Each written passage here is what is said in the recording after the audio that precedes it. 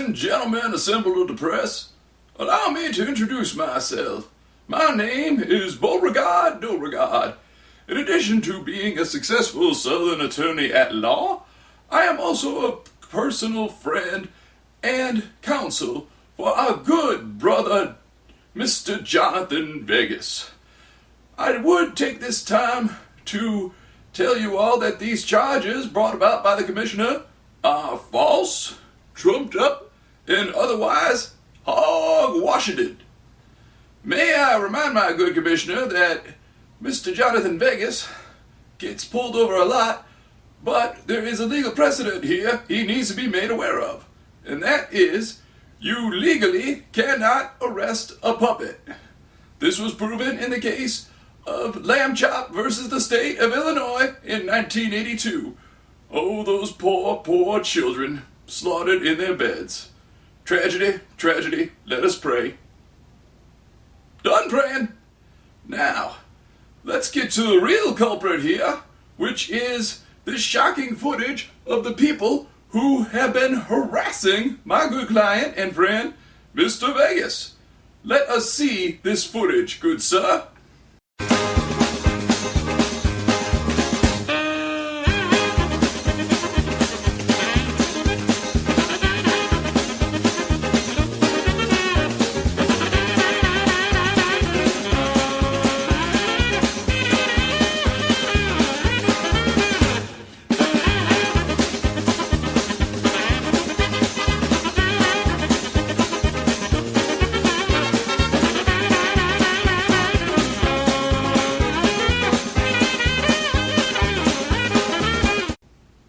Shocking, very shocking indeed.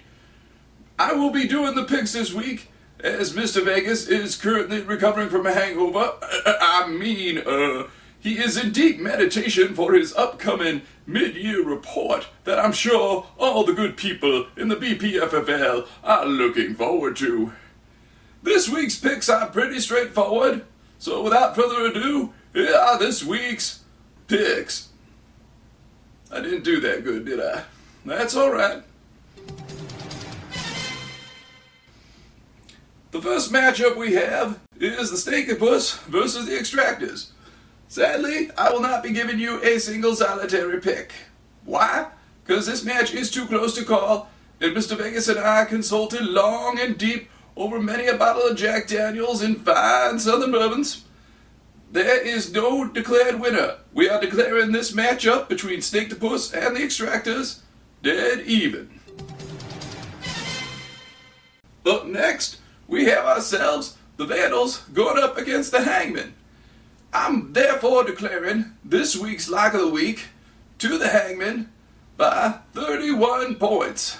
They are the only team in the global division that is 6-1 on a winning streak, and while the Vandals are on a winning streak, I do not feel they will size up in spite of the losses on the bye week, for Football Jesus is still playing.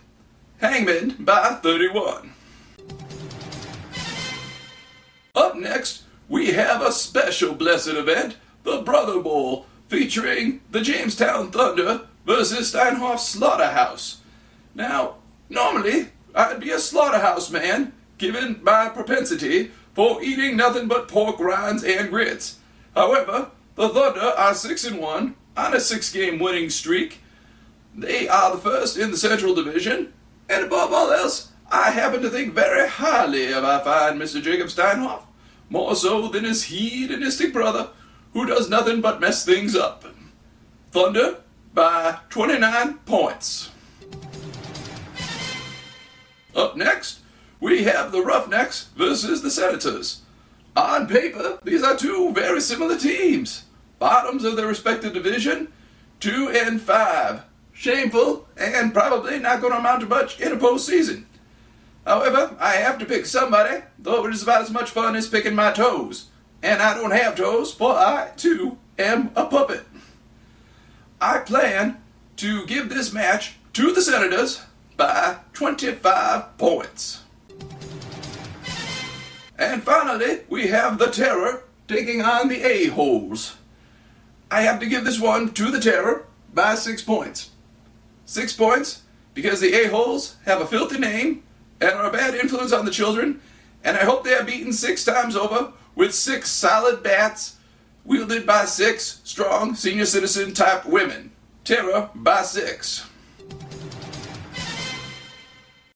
Well, those are this week's picks. If there are no further questions, ladies and gentlemen, good friends, I bid you good day, and I bid you good day.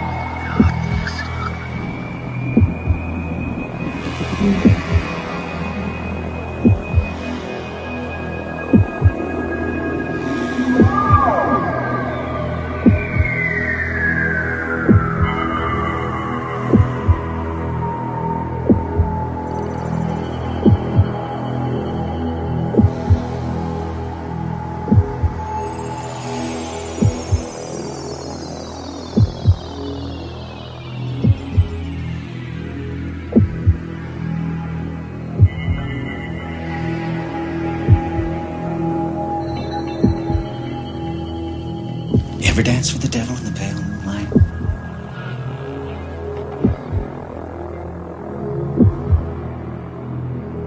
Have a good week.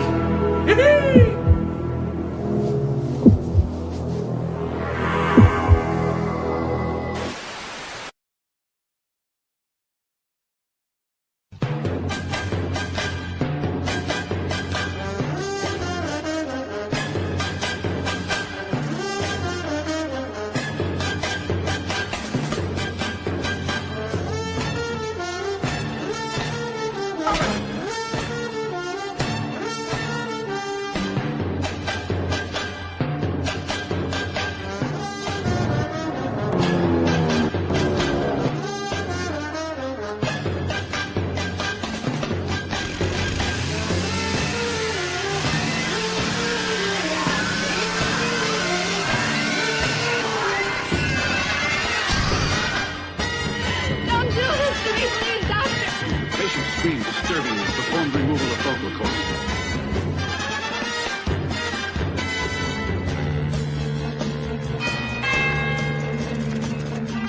Who wanted a large sausage?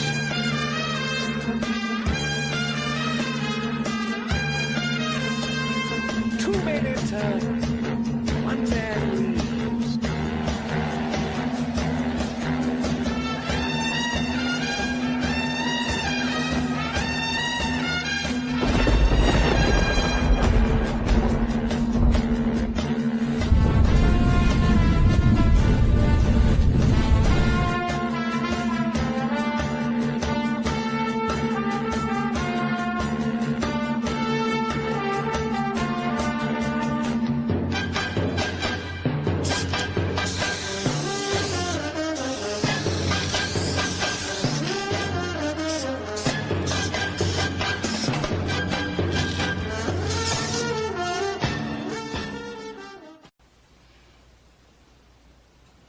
Hello down there! Look out! Look out!